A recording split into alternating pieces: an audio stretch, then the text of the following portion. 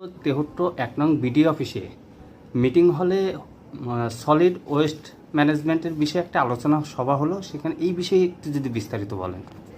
আমরা আজকে তেহট্ট কোর্ট থেকে একটা চিঠি পেয়েছিলাম, আজকে নয় কিছুদিন আগে।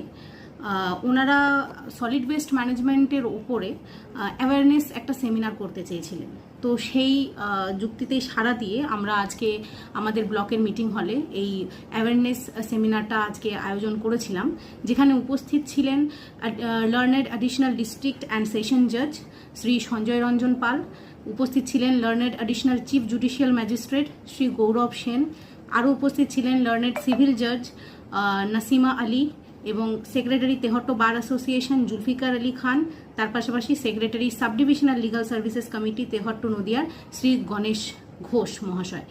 এবং সকলেই আজকে সলিড ওয়েস্ট ম্যানেজমেন্টের অ্যাওয়ারনেসের ওপরে তাদের মূল্যবান বক্তব্য রেখেছিলেন।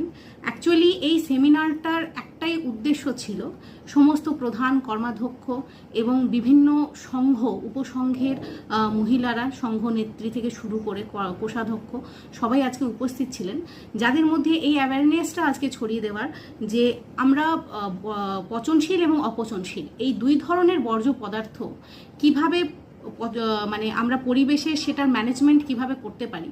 যেমন প্লাস্টিক ওয়েস্ট যেগুলো হয়, যেগুলো অপচনশীল মেনলি, সেগুলোকে আমরা কিভাবে পরিবেশে সেগুলো কিভাবে ক্ষতিকর প্রভাব ফেলছে এবং সেগুলোকে কিভাবে আমরা প্রপারলি ডিসপোজ করতে পারবো এবং পচনশীল ওয়েস্টগুলোকে কিভাবে ডিসপোজ করতে পারবো এবং আমাদের প্রত্যেকটা পঞ্চায়েতে কি কি পদক্ষেপ নেওয়া হয়েছে এই নিয়ে, যেমন সলিড ওয়েস্ট ম্যানেজমেন্ট ইউনিট তৈরি, প্লাস্টিক ওয়েস্ট ম্যানেজমেন্ট ইউনিট তৈরি এবং বিভিন্ন বাড়ি বাড়ি থেকে হাউসহোল্ড এই সলিড ওয়েস্টগুলো কালেকশন করে একটা জায়গায় নিয়ে যাওয়া, সেগুলোকে প্রসেসিং করা, এই যে প্রত্যেকটা পদক্ষেপ, এই প্রত্যেকটা পদক্ষেপ সম্পর্কে তাদের সচেতন করা হলো।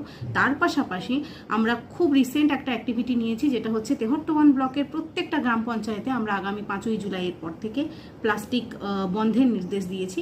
প্লাস্টিক বর্জন সকলকে করতে হবে, এই বক্তৃতা প্রত্যেকটা পঞ্চায়েতে মাইকিংয়ের মাধ্যমে ছড়িয়ে দেওয়া হচ্ছে। বিভিন্ন লিফলেট সেই রিগার্ডিং আমরা ডিস্ট্রিবিউট করছি। 5ই জুলাইয়ের পর যদি এই প্লাস্টিক কাউকে ইউজ করতে দেখা যায়, ব্যান্ড প্লাস্টিক অর্থাৎ 120 মাইক্রনের নিচের প্লাস্টিক যদি ইউজ করতে দেখা যায়, তাদেরকে আমরা পেনাল্টি ফাইন করব, যেটা আমরা আমাদের বাইলতে ধরে রেখেছি যে অ্যামাউন্টটা, সেই অ্যামাউন্টটা পেনাল্টি আমরা তাদের উপর আরোপ করব। এবং এর মাধ্যমে আমরা এই ছোট ছোট স্টেপের মাধ্যমে আমরা পরিবেশকে মানে আবার সুস্থ স্বাভাবিক অবস্থায় ফিরিয়ে নিয়ে যাওয়ার চেষ্টায় রয়েছি। Thank you.